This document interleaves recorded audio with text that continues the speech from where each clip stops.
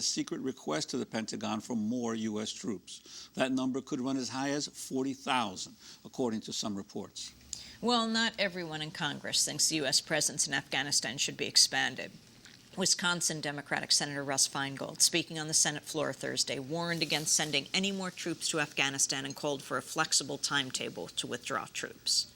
Rather than looking desperately for a quick fix to the problems that plague that country, we must acknowledge the limits, Mr. President, the limits of our ability to radically remake Afghan society, no matter how many billions of dollars and tens of thousands of troops we may commit to the cause. Instead, we should pursue a sustainable, civilian-focused strategy to support the emergence of legitimate governance. Mr. President, this is the surest way to defeat the Taliban in the long term. Now, I don't think this makes sense, Mr. President. Occupying the population centers of southern Afghanistan is likely to provoke a greater resentment and increase the danger to our troops and to the Afghan public. The majority of Afghans oppose an increase in foreign troops and want to see foreign troops leave the country within 2 years. Without giving the American and Afghan people a sense that our military operations will not go on indefinitely, I think we're unlikely to gain the support needed to accomplish our goals, particularly if we know going in that civilian casualties will only increase in the short term. Meanwhile, a NATO airstrike on a compound in southern Afghanistan has reportedly killed a family of 6. As the civilian death toll in Afghanistan continues to rise, we now turn to an excerpt from a new documentary film by filmmaker Robert Greenwald of Brave New Films.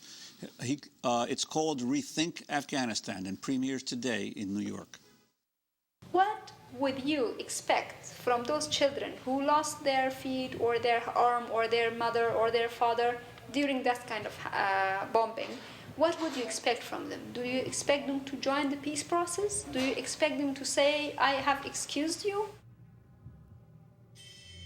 Unfortunately, a battlefield is a very messy place, and it's very hard to tell people from each other. The airstrike was precision munitions fired from the air away from the civilian population on 2 individuals that were firing on the coalition forces. So it wasn't on the homes or in the area where it would put civilians at risk. Local residents have said the attacks killed nearly 150 people.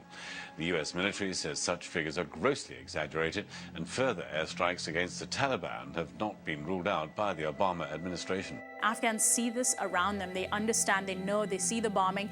And on the one hand, they're being told that the U.S. is there to liberate them from the Taliban and to defeat the Taliban. On the other hand, they have these bombs dropping and killing them and their fellow villagers.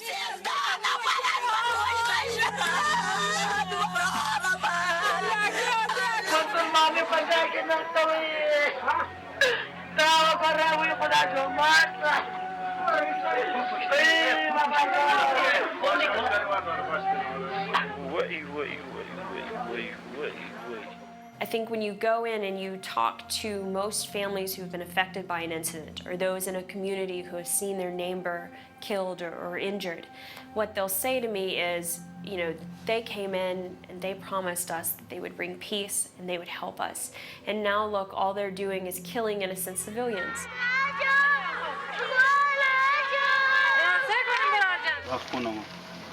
This was the room where we were sleeping. We were sleeping in this room. This was one room, and there.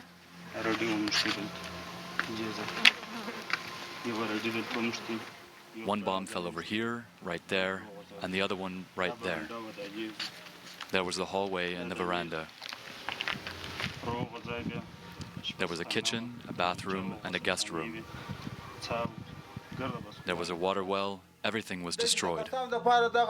I swear that our villages consist of approximately 2,000 or 2,500 houses, but there are only a couple left. Whether our houses or our fields, they are all ruined. We have those who have been wounded, lost their legs, those who have lost their arms, those who have been killed. This has happened. There are battles, bombings. Houses have collapsed on us. When the Taliban fires from here, then there's a bomb dropped here. There are children. They can't be detected, but they are here. The Taliban are already gone, but the children are playing in the dirt. They bombard villages, mosques, Why don't you recognize the innocent children, communities, and places? In Darawad, province of Uruzgan, weren't the fleshes of men, women, children, cows, dogs, and animals mixed together? The airplanes came and bombarded us. I have 5 orphans. My husband got killed. My daughter-in-law was killed. All these kids are left for me, and I am sick. They're hungry, they're thirsty, and I don't know what to do with them. We don't have anybody to help us. We were in Helmand. We had a job. We were doing the farming and growing poppies. For example, someone who was a farmer, we had our land, we had our crops. Also, we had money. Everything was okay back home. If it wasn't for the war, I would want to go back.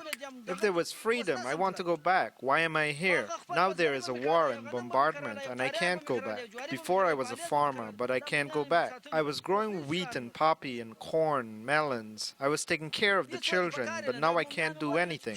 Look, they are barefoot in this cold weather. I don't have anything. I am very poor. They are standing in the water barefoot. I am scared they will die. Then what can I do? One of my daughters is dead. She died and they will die too. This child, I can sell her, but nobody will buy her. What can I do? I can sell her, but nobody wants her. What can I do? For God's sakes, I want to sell this child, but nobody wants her. What can I do? I have nothing. I am poor. I don't have any blankets. I don't have shawls. I don't have any clothes. There's no food that I can put in her mouth. For God's sakes, I am poor, otherwise I wouldn't give her for 1 million. I know nobody wants to sell their daughter, but I have to. She is innocent, but I am poor. I have nothing. We tell them in our country we are dying from bombardment. Here we die from hunger and cold. I have this message for Obama, that he take his troops out of Afghanistan. They're going to leave anyway. It's better for them to leave Afghanistan on their own terms now rather than later, to leave our country voluntarily. We're all deformed. People are missing fingers. Look at my finger. Some people are missing eyes, some people are missing legs. Some are missing their arms. They destroyed the whole nation. An excerpt from the new documentary from Brave New Films called Rethink Afghanistan, premiering tonight in New York. Robert Greenwald's the director of the film and founder and president of Brave New Films. He joins us now in our Firehouse studio. Robert, welcome to Democracy Now! It's not just the premiere of a film in New York.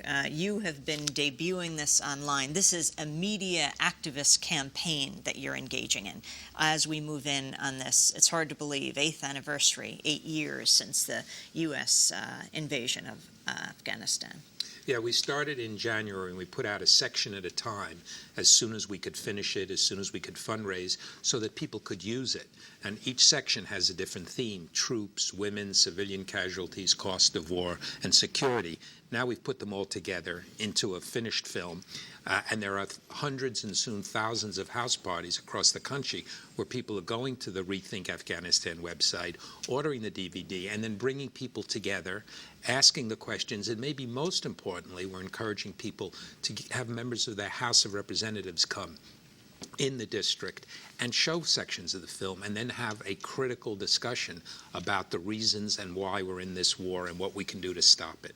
Well, your approach is significantly different from other filmmakers. We had last week Macklemore on here on his new film, and of course he zealously guards any copies of his film. Doesn't want any of it to get out to the internet until it actually premieres. Why this approach of releasing it as you're making it?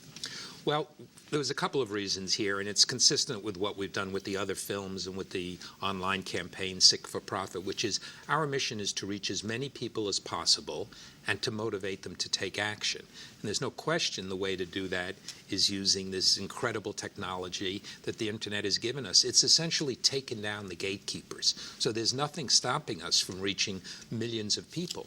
With Afghanistan, the decision's being made now, and we really believe there's a chance to truly affect this decision in a way that we've never had before, because it's not an ideological war. And if we can reach people, if we can activate them, and if we can educate them, and that means members of the Senate, members of the House, communications directors, chiefs of staff, they have such profound unease about this war and so little information.